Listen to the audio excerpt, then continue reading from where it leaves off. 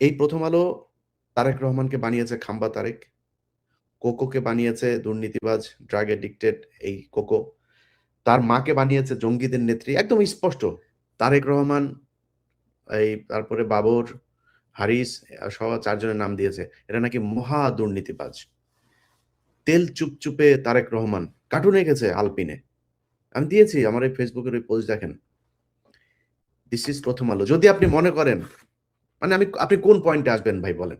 কারণ আপনি এটারে যদি বলেন মব, তাহলে ৭১ টিভিতে যে হামলা হলো, গাজী টিভিতে হামলা হলো, এর আগে সময় টিভিতেও হালকা পাতলা হামলা হয়েছে, তাহলে এই ওগুলি এর আগে বসুন্ধরার ভেতরে যায়, তারপরে বসুন্ধরা গ্রুপের মিডিয়াতে ওইখানে কেউ হামলা হয়েছিল, তাহলে সেগুলো বিচার বিচার করেন। আর যদি না মনে করেন যে না আমরা একটা বিপ্লবী সরকার, আমরা একটা বিশেষ পদ্ধতিতে আমরা এসেছি, তো বিশেষ পদ্ধতিতে যদি এসে থাকেন, তাহলে বিশেষ পদ্ধতিতে যাদের রক্তের বিনিময়ে আসলেন তাদের বিচার করবেন না? তাদের হত্যার বিচার হবে না এই দেশে?